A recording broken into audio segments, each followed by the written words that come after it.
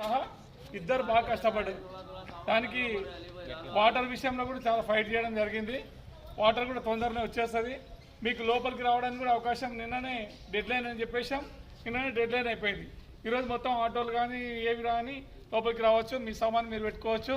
అన్ని జాగ్రత్త పెట్టుకొని అన్ని మీరు హ్యాపీగా ఉండొచ్చు. ఇక్కడ ఏమి ఇబ్బంది లేదు. స్కూల్ అయినా ఇక్కడ దగ్గరనే ఉన్నాయి. ఏమి ఇబ్బంది లేదు. మీకు అంతా ఓకేనే. మీకు ఫర్దర్లో మీకు ఇంకేమైనా అవకాశాలు కావాలనుకుంటే కూడా ముఖ్యమంత్రి రేవంత్ రెడ్డి గారు నాకు బంధువే. నేను ఖచ్చితంగా ఏ పని కావాలో ఆయన పట్టుకొని చేపిస్తాను.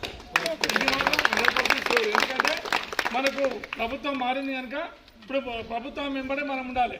కాంగ్రెస్ ప్రభుత్వం మారింది కనుక కాంగ్రెస్ ప్రభుత్వం ప్రకారమే మనం ఫాలో కావాలి. ఆ విధంగా మనకి ఏమి ఇబ్బందులు ఉన్నా కూడా వాళ్ళ దృష్టికి తీసుకుపోవాలి. దృష్టికి తీసుకుపోయిన తర్వాత మనం అంతా వాళ్ళతో మాట్లాడి ఏ ఆఫీసర్తో పోవాలి, ఎక్కడ పోవాలి కలిసి కానీ మనం కలిసికట్టుగా పని చేసుకొని మనం ముందుకు వెళ్ళాలి. మనం ఇక్కడికి వచ్చినా కూడా తల్లి పిల్లల్లాగా ఉండాలి, కుక్క పిల్లల్లాగా ఉండకూడదు. ఎందుకంటే మనం మంచిగా ఉండాలి. మనం మంచిగా ఉంటేనే అందరూ మంచిగా ఉంటారు. అందరూ మంచిగా ఉంటారు. అది ఆలోచనతోనే మనం కులమత భేదం లేకుండా ఉన్నాము. మనమందరం కూడా గుడి పక్షుల్లాగా ఉన్నాము. అదే బలగం లాగా ఉండాలి. బలగం సినిమా ఎట్లుంటుంది అట్లా ఉండాలి. మనం మనం ఏ దానికైనా సక్సెస్ చేయగలుగుతాం. నీవింత నేనింత నీవింత నేనింత ఫైట్ చేసుకుంటే వచ్చేది ఏం లేదు, ఒరిగేది ఏం లేదు. మనం చేసే పనులు ముందుకు చేసుకుంటే వెళ్ళిపోవాలి. ఏమైనా పనులు కాలేదంటే మీకు మా నోటీస్కి తీసుకురండి. మీకు ఖచ్చితంగా మీకు న్యాయం చేసే పని చేస్తాం 100%.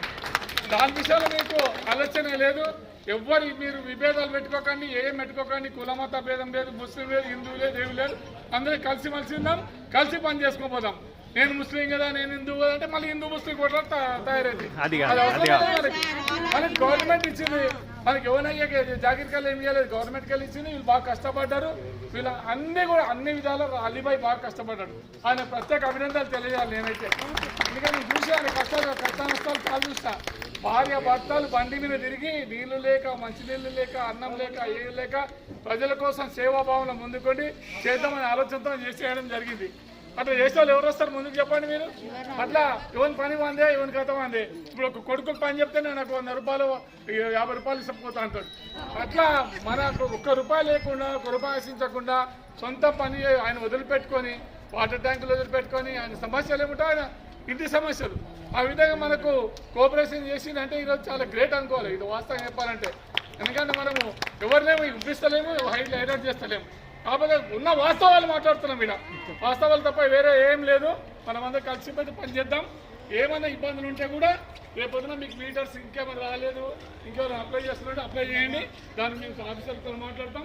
ఖచ్చితంగా చేసి మీకు చూపిస్తాం.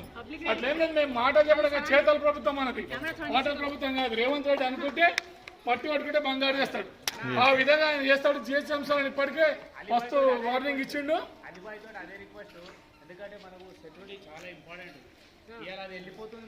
మనకు కొత్త సెక్యూరిటీ వస్తుంది. తప్పకుండా అర్థం లేదు. అలీబాయికి కోఆపరేషన్ మేము ఉంటాము.